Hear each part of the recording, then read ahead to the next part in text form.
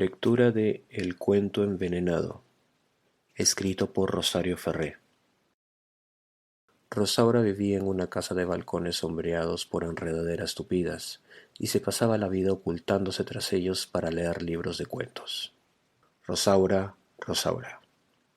Era una joven triste, que casi no tenía amigos, pero nadie podía adivinar el origen de su tristeza. Como quería mucho a su padre, cuando éste se encontraba en la casa, se la oía cantar y reír por pasillos y salones, pero cuando él se marchaba al trabajo, desaparecía como por arte de magia y se ponía a leer cuentos. Sé que debería levantarme y atender a los deudos, volver a pasar la bandeja de café por entre mis clientas y la del cognac por entre sus insufribles esposos, pero me siento agotada. Lo único que quiero ahora es descansar los pies, que tengo aniquilados, dejar que las letanías de mis vecinas se desgranen a mi alrededor como un interminable rosario de tedio. Don Lorenzo era un hacendado de caña venido a menos, que solo trabajando de sol a sol lograba ganar lo suficiente para el sustento de la familia. Primero Rosaura y luego Lorenzo. Es una casualidad sorprendente. Amaba aquella casa que la había visto nacer, cuyas galerías sobrevolaban los cañaverales como las de un buque orzado a toda vela. La historia de la casa alimentaba su pasión por ella, porque sobre sus almenas había tenido lugar la primera resistencia de los criollos a la invasión hacía ya casi 100 años. Al pasearse por sus salas y balcones, don Lorenzo sentía inevitablemente encendérsele la sangre y le parecía escuchar los truenos de los mosquetes y los gritos de guerra de quienes en ella habían muerto en defensa de la patria. En los últimos años, sin embargo, se había visto obligado a hacer sus paseos por la casa con más cautela, ya que los huecos que perforaban los pisos eran cada vez más numerosos, pudiéndose ver, al fondo abismal de los mismos, el corral de gallinas y puercos que la necesidad le obligaba a criar en los sótanos. A pesar de estas desventajas, a don Lorenzo jamás se le hubiese ocurrido vender su casa o su hacienda. Como la zorra del cuento, se encontraba convencido de que un hombre podía vender su piel, su pezuña y hasta sus ojos, pero que la tierra como el corazón jamás se vende. No debo dejar que los demás noten mi asombro, mi sorpresa. Después de todo lo que nos ha pasado, venir ahora a ser víctimas de un pila de escritorcito de mierda, como si no me bastara con la mondadera de mis clientas. ¿Quién la viera y quién la vio? Las oigo que dicen detrás de sus abanicos inquietos: la mona, aunque la vistan de seda, mona se queda. Aunque ahora ya francamente no me importa.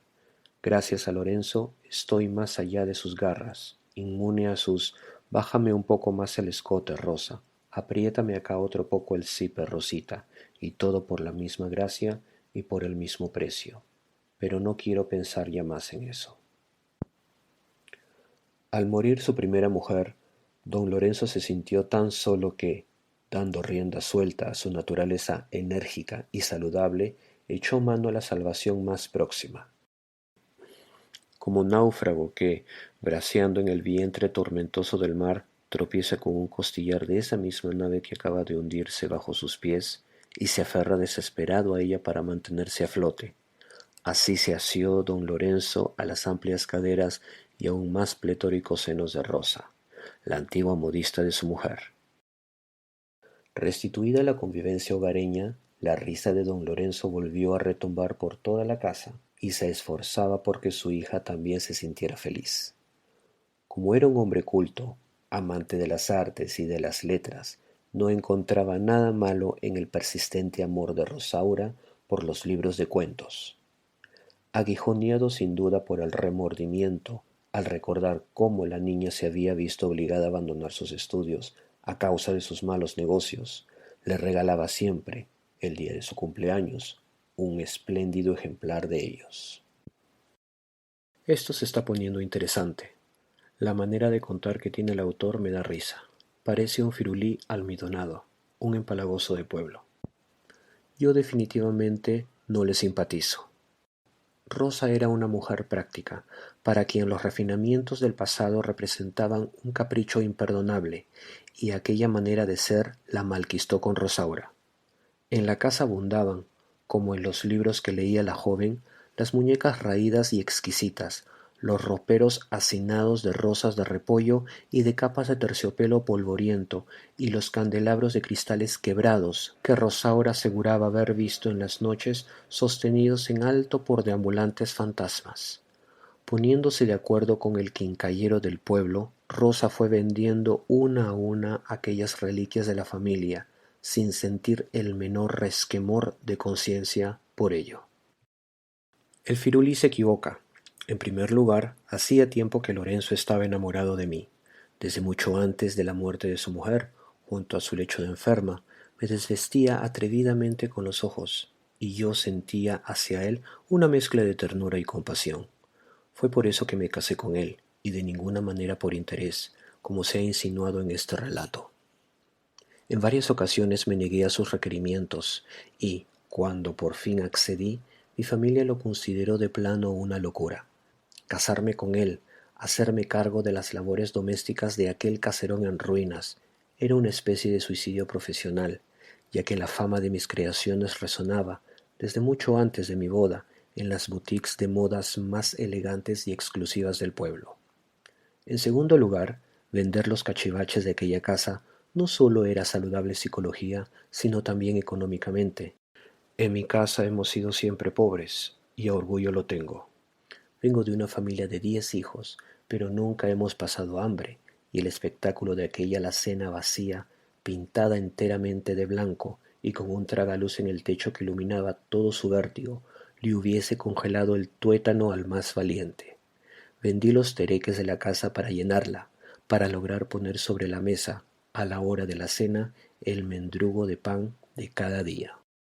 Pero el celo de Rosa no se detuvo aquí, sino que empeñó también los cubiertos de plata, los manteles y las sábanas que en un tiempo pertenecieron a la madre de Rosaura, y su frugalidad llegó a tal punto que ni siquiera los gustos moderadamente epicúreos de la familia se salvaron de ella.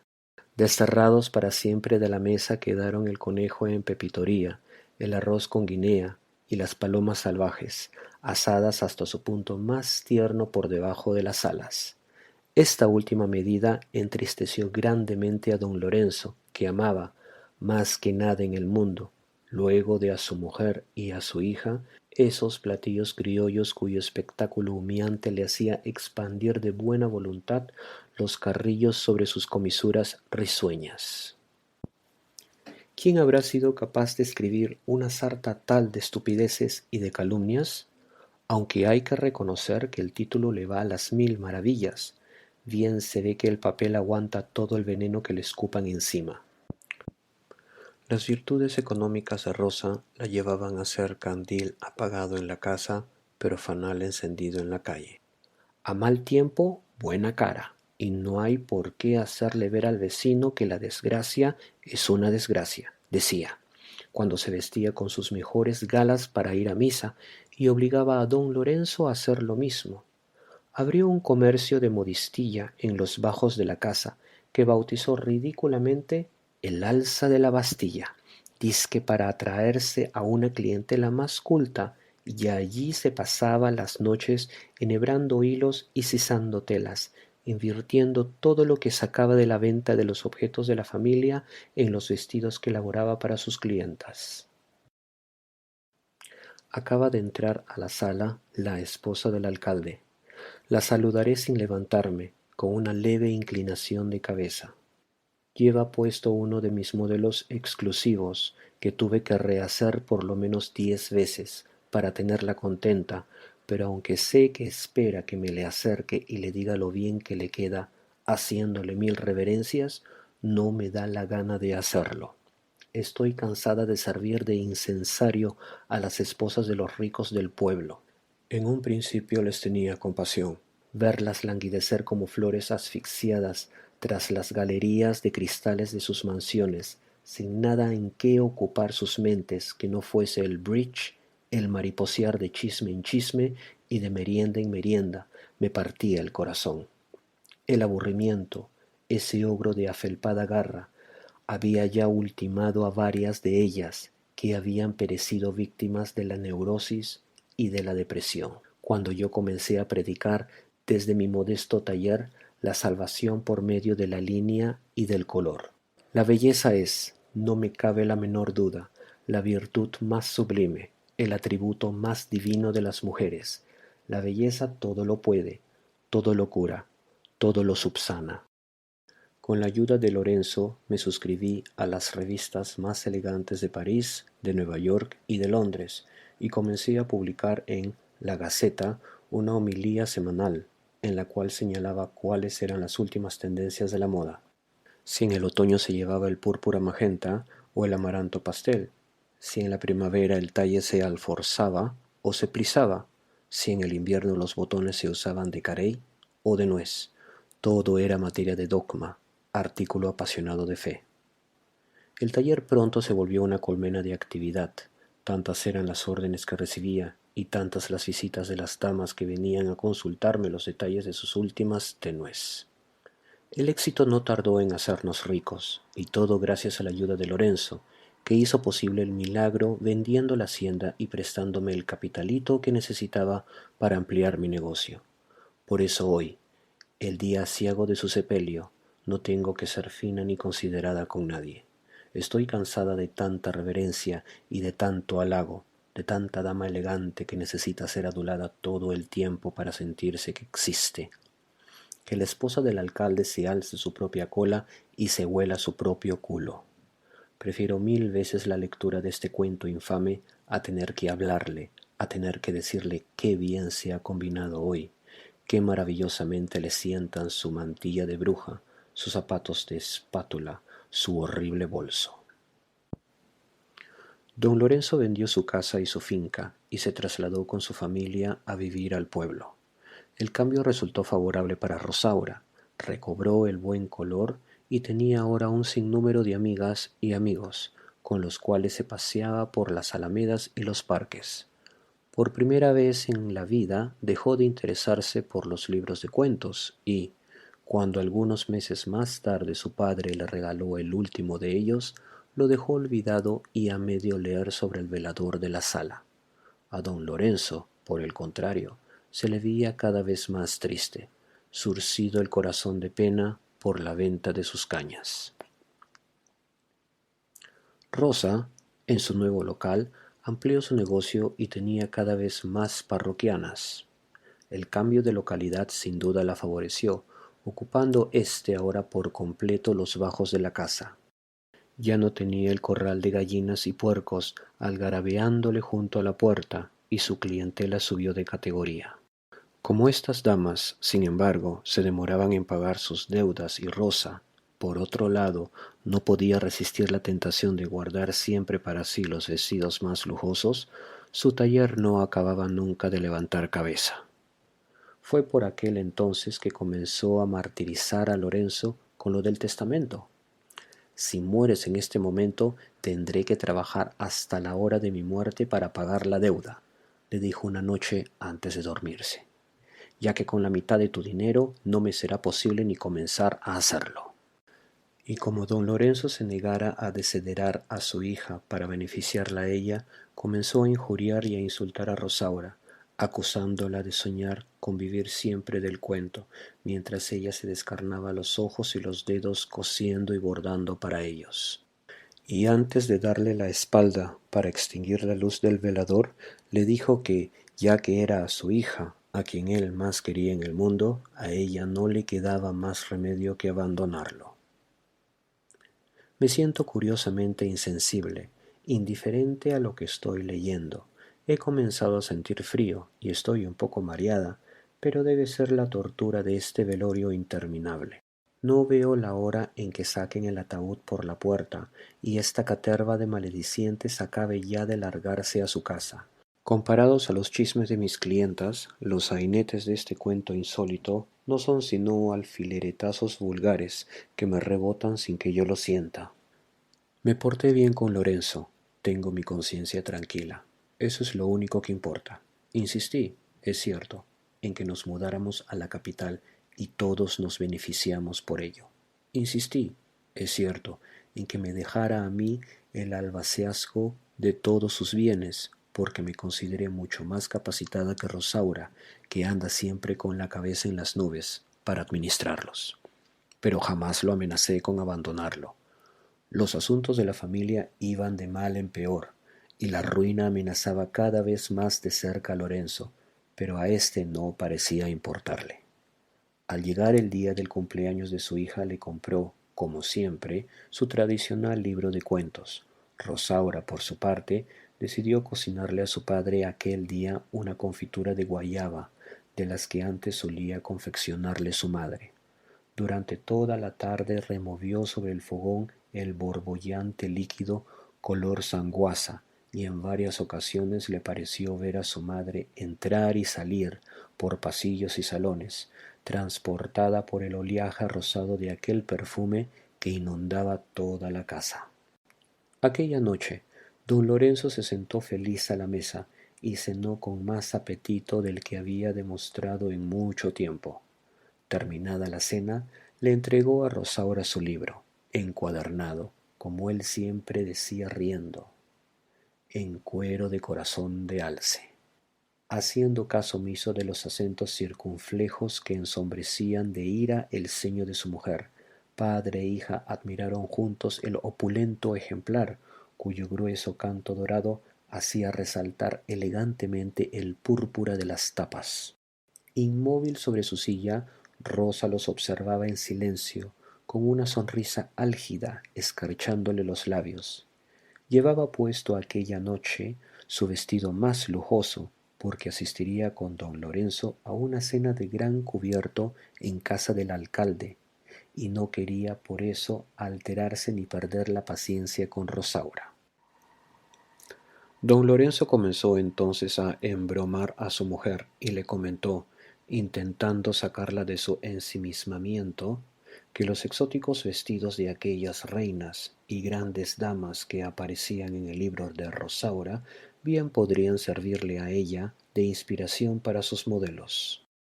Aunque para vestir tus opulentas carnes se necesitarían varias resmas de seda, más de las que necesitaron ellas. A mí no me importaría pagarlas, porque tú eres una mujer de veras, y no un enclenque maniquí de cuento, le dijo pellizcándole solapadamente una nalga. Pobre Lorenzo. Es evidente que me quería, sí. Con sus bromas siempre me hacía reír hasta saltárseme las lágrimas. Congelada en su silencio apático, Rosa encontró aquella broma de mal gusto y no demostró por las ilustraciones y grabados ningún entusiasmo. Terminado por fin el examen del lujoso ejemplar, Rosaura se levantó de la mesa para traer la fuente de aquel postre que había estado presagiándose como un bocado de gloria por toda la casa, pero al acercársela a su padre la dejó caer, salpicando inevitablemente la falda de su madrastra. Hacía ya rato que algo venía molestándome y ahora me doy cuenta de lo que es. El incidente del dulce de guayaba tomó lugar hace ya muchos años, cuando todavía vivíamos en el caserón de la finca y Rosaura era aún una niña. El Firulí se equivoca, ha alterado descaradamente la cronología de los hechos, haciendo ver que éstos tomaron lugar recientemente, cuando es todo lo contrario. Hace solo unos meses que Lorenzo le regaló a Rosaura el libro que dice, en ocasión de su 20º onomástico, pero han pasado ya más de 6 años desde que Lorenzo vendió la finca. Cualquiera diría que Rosaura es todavía una niña inocente, cuando ya es una manganzona mayor de edad, una mujer hecha y derecha. Cada día se parece más a su madre, a las mujeres indolentes e inútiles de este pueblo. Se niega a trabajar en nada, alimentándose del pan honesto de los que trabajan. Recuerdo perfectamente el suceso del dulce de guayaba. Íbamos a un cóctel, a casa del alcalde, a quien tú mismo, Lorenzo, le habías propuesto que te comprara la hacienda Los Crepúsculos, como le llamabas nostálgicamente, y que los vecinos habían bautizado con sorna la hacienda Los Culos Crespos, en venganza por los humos de aristócrata que siempre te dabas, para que se edificara allí un museo de historia, dedicado a preservar para las generaciones venideras las reliquias de los imperios cañeros. Había logrado convencerte, tras largas noches de empecinada discusión bajo el dosel raído de tu cama, de la imposibilidad de seguir viviendo en aquel caserón, en donde no había ni luz eléctrica ni agua caliente, y en donde para colmo había que cagar a diario en la letrina estilo francés provenzal que Alfonso XII le había obsequiado a tu abuelo. Por eso yo llevaba puesto aquel traje cursi, confeccionado como en Gone with the Wind, con las cortinas de brocado que el viento no se había llevado todavía, porque aquella era la única manera de impresionar a la insoportable mujer del alcalde, de apelar a su arrebatado delirio de grandeza. Nos compraron la casa por fin con todas las antigüedades que tenía dentro, pero no para hacerla un museo y un parque del que pudiera disfrutar el pueblo, sino para disfrutarla ellos como su rústica casa de campo. Frenética y fuera de sí, Rosa se puso de pie y contempló horrorizada aquellas estrías de almíbar que descendían lentamente por su falda hasta manchar con su líquido sanguinolento las hebillas de raso de sus zapatos. Temblaba de ira y al principio se le hizo imposible pronunciar una sola palabra. Una vez le regresó el alma al cuerpo, sin embargo, comenzó a injuriar enfurecida a Rosaura, acusándola de pasarse la vida leyendo cuentos, mientras ella se veía obligada a consumirse los ojos y los dedos cosiendo para ellos.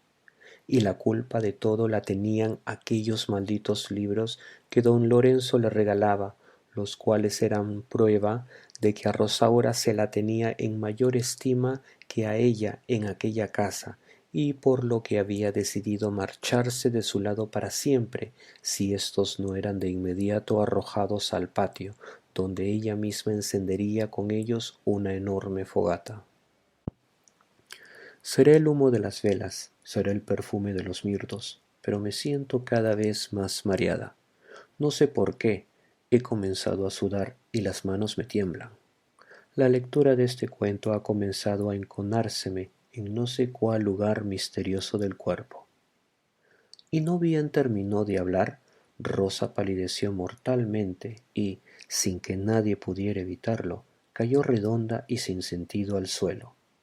Aterrado ante el desmayo de su mujer, don Lorenzo se arrodilló a su lado y comenzó a llorar, implorándole en una voz muy queda que volviera en sí y que no lo abandonara, porque él había decidido complacerla en todo lo que ella le había pedido.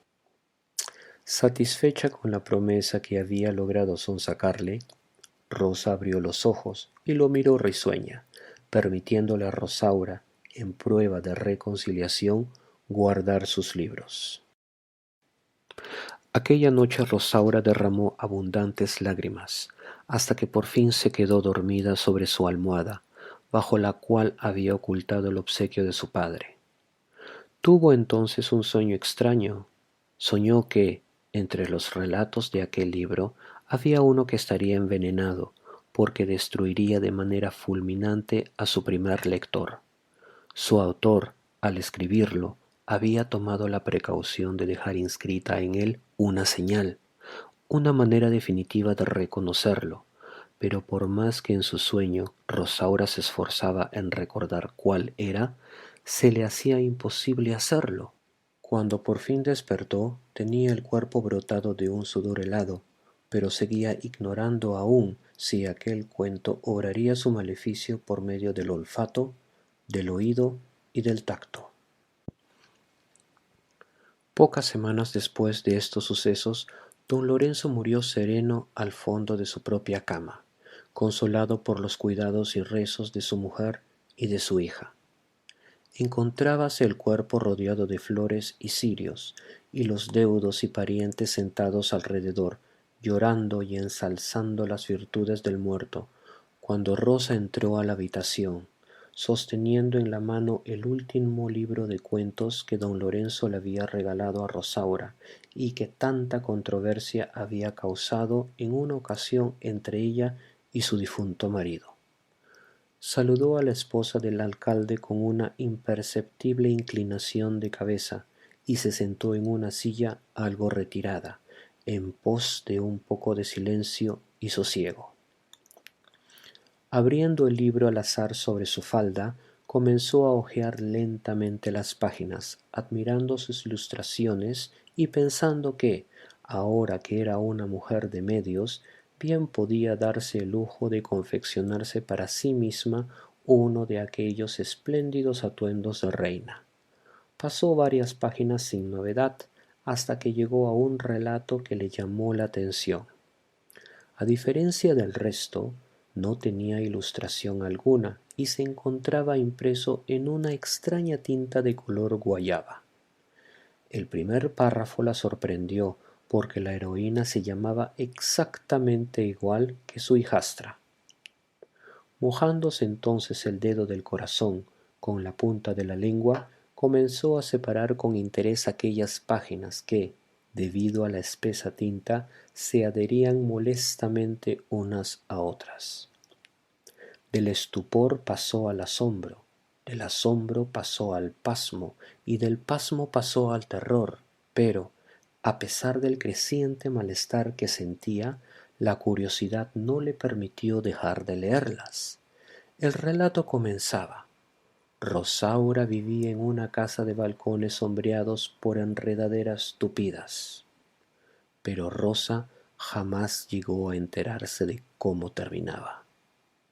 Fin.